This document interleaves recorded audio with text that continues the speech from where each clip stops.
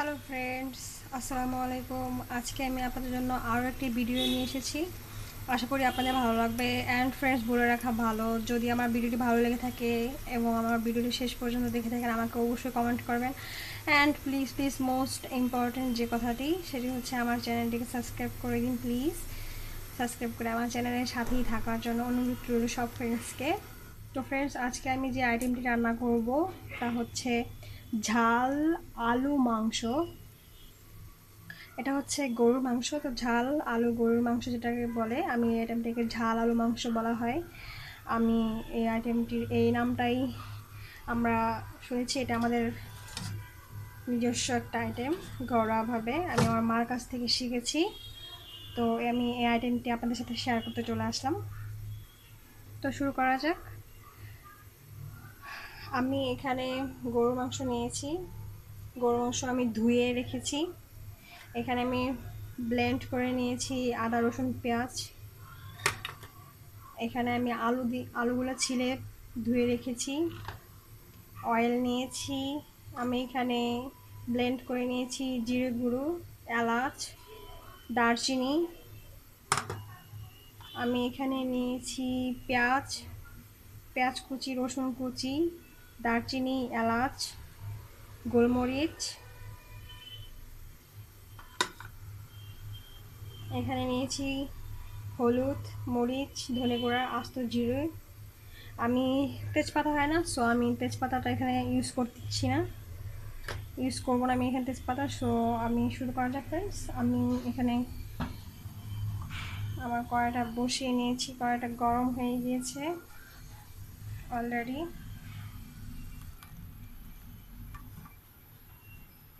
So আমি অয়েলটা দিয়ে নিচ্ছি। অয়েলটা একটু পরিমাণ বেশি হবে গরুর মাংসতে।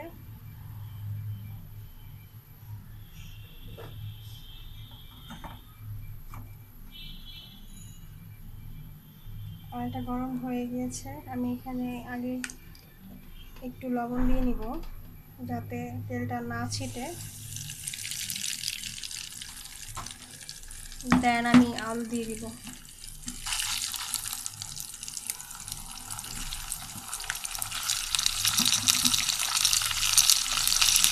ফুটবে, সেজন্য আমি ঢাকনা দিয়ে দিব। যার পরে যখন না ছিটে, সেজন্য আমি ঢাকনাটা ইউজ করবো। আমি ঢাকনাটা দিয়ে দিয়েছি যেন না ছিটে পানি। তো এটা হতে 5 মিনিট টাইম লাগবে। আমি 5 মিনিট ভেজে নেব। ফ্রেন্ডস, আলু হয়ে গিয়েছে।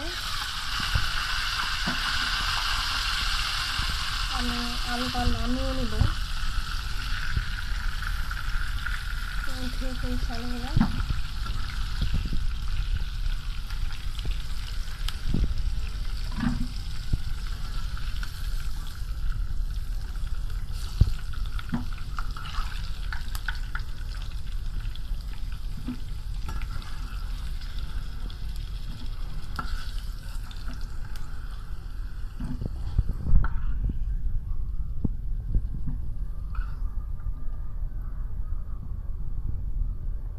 হয়ে গেল। আমি এখানে আমার এই মশলাগুলো দিয়ে দিব।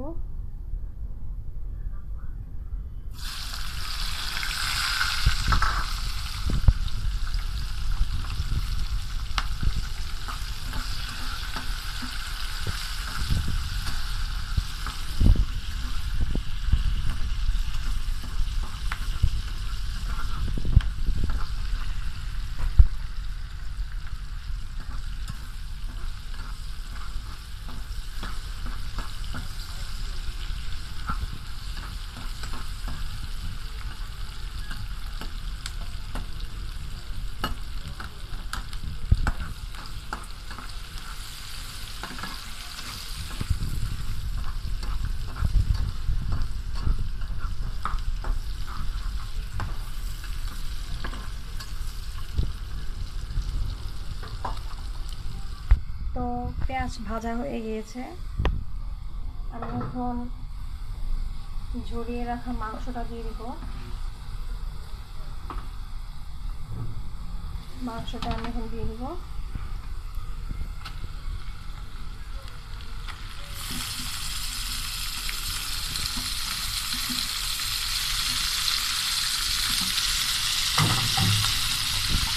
মাংসটা আমি এখন নেড়ে চেড়ে নিব। আমি এখন মাংসটাতে সব মশলা দিয়ে দিব। জিরে গুঁড়োটা দিয়ে দেবো, জিরে গুঁড়ো, এলাচ গুঁড়োগুলো দিয়ে দেবো, দারচিনি গুঁড়োটা সম্পূর্ণ মিক্সড করে নিচ্ছি, সেটা আমি দিয়ে দিব।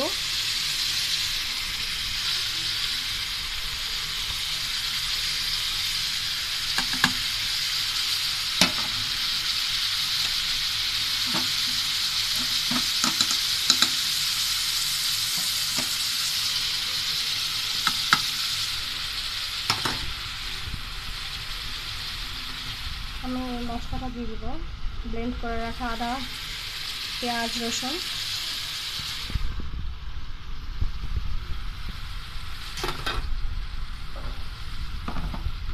যতটা ঝাল খাবো, ঝাল আলু মাংস ঝাল, সেজন্য মরিচের পরিমাণটা একটু বেশি হবে।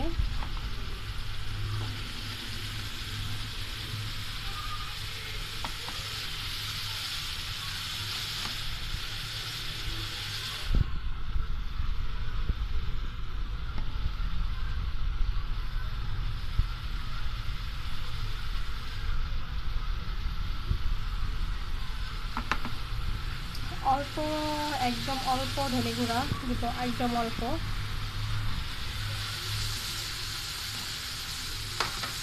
স্বাদ মতো লবণ।